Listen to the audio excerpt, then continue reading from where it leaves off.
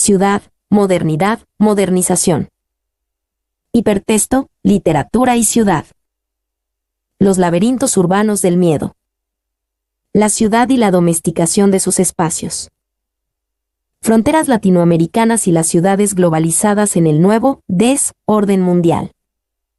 Conclusiones. En este artículo, el autor estudia la influencia modernizadora de la ciudad latinoamericana desde 3 momentos históricos distintos, que proyectan a la ciudad como el producto más genuino de la modernidad y a la vez como el elemento gestor de toda la modernización. La modernidad es asumida en este texto como el etos cultural más general de la época, como los modos de organización social que vienen generalizándose desde el siglo XV y XVI y que siguen, modificando y afectando al mundo de manera drástica. Las transformaciones en curso tienen sus claves probablemente en la cultura, que debería ser el sujeto de estudio fundamental para comprender a cabalidad la modernidad, antes de sumergirse en los estudios culturales, que la dan por sentada, pero no la asimilan realmente. Igualmente, para poder enmarcar la modernidad como un fenómeno actual, es necesario ver hacia el pasado cercano, y buscar esas posibles crisis que dieron por terminado el periodo anterior a este actual. Dicho momento puede encontrarse en los años 70, cuando el modelo de ciudad sin expansión fue abruptamente destruido y se pasó a la ciudad en constante crecimiento. El ciclo expansivo que surgió a partir de ese momento se caracterizó por la tendencia reformista, que permitió el establecimiento de socialismos municipales y la aparición de la urbanística como profesión, gestión e ideología pública. El expansionismo tuvo 3 momentos cumbres de desarrollo antes de llegar a ese estado post-expansión actual, y que se pueden rotular como la modernización conservadora de finales del siglo XIX, las vanguardias de los años 30 y el desarrollismo de los años 50 y 60. En el primer momento, finales del siglo XIX, la ciudad cobra importancia por su relación con el estatuto social, y se da un impulso a la modernización, no solo de la ciudad, sino de todo el aparato político, creándose también una constitución acorde a los nuevos lineamientos de la sociedad, de la cual los partidos políticos se consideran custodios.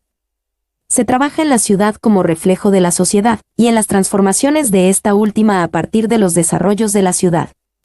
En este ciclo de expansión se concibe el espacio público como centro de importancia integradora para una sociedad al borde de la anarquía. Nacen así parques, bulevares y centros de reunión específico para labores políticas o gremiales, modificando poco a poco el paisaje de las ciudades. En un segundo momento, la vanguardia contribuyó estrechamente con la creación de nuevos modelos e imaginarios urbanos, que se enmarcaran más en la modernidad. Este fenómeno tuvo lugar gracias a la forma como se entendió la vanguardia en América Latina, y su afán por la construcción de un futuro. En los años 30, esta idea vanguardista confluye junto con la idea estatal de construir una cultura, una sociedad y una economía nacionales, y que desembocaron naturalmente en la ciudad como centro generador de dicha cultura. Fue precisamente esta vanguardia la que permitió entender de alguna forma la relación arquitectura moderna / Estado, a través de la búsqueda de orden y la producción de una esencia de la cultura nacional. Debido a esto, fue precisamente en el Estado donde se vio la aplicación de la arquitectura y desarrollo urbanístico con mayor relevancia, demostrando la necesidad latinoamericana por llenar un vacío histórico que debía ser construido a partir del presente. El tercer momento sería el desarrollista, que surge a partir de ese mismo anhelo de construir un presente que construya toda una imagen nacional. En esta etapa se parte del principio de que la ciudad es una fábrica de hombres modernos, y por tanto la planificación a gran escala fue la premisa durante este ciclo expansionista. En esta etapa, la ciudad fue pensada nuevamente como gestora de la sociedad moderna, lo cual atrajo a arquitectos y urbanistas que a la postre resultaron siendo también sociólogos y psicólogos de un modelo moderno de ciudad, que a la postre sirvió como consolidador de las ciencias sociales en América Latina. Toda esta figura de la planificación sería luego refutada para dar cabida a lo que se denomina postmodernismo, y que agrupa también otros intentos de devolverle a la ciudad algunas de sus cualidades anteriores. Esta vuelta a la ciudad, que caracterizó al postmodernismo, criticó severamente el hecho de que el expansionismo y planificación se hubieran centrado principalmente en el Estado, porque dicha figura contradecía el pensamiento revolucionario que regía la década de los 70. Todo este pensamiento y sentir general desató un antiurbanismo, que incluso tuvo ecos en Europa, durante los movimientos estudiantiles del año 68. Finalmente resulta claro que a partir de esa crítica al expansionismo urbano, surge una crítica a todo el proyecto de la modernidad, y que el llamado postmodernismo latinoamericano resulta siendo una crítica al proyecto de la modernidad, a partir de la ciudad. Surgiría así una postmodernidad, que sería la forma como se entenderían los procesos de recorrido urbanos actuales, que autores como Serteu teorizan, y que a la final no son más que un reflejo de la fragmentación de la mezcla de tiempos que vive la ciudad.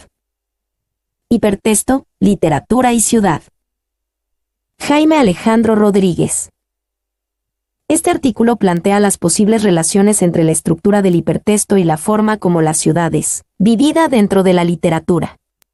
Para conseguir este propósito, el autor examina los conceptos de Michael de Certeau y Clement, analizando las similitudes existentes en las concepciones de Deleuze y Guattari sobre los recorridos que un personaje puede hacer en la ciudad. Certeau propone comparar la lectura del hipertexto con el recorrido de un caminante por el espacio de una ciudad. A partir de allí, se puede examinar de cerca la estructura del hipertexto, y con base en su construcción retórica, buscar las similitudes de este con los recorridos de un personaje literario a través de la ciudad.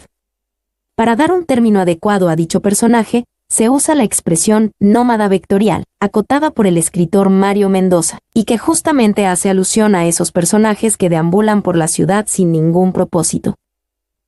Para abordar estas similitudes se hace necesario definir espacio liso y espacio estriado. Espacio estriado es aquel en el que las líneas están subordinadas a los puntos, y espacio liso, en donde los puntos están subordinados al trayecto.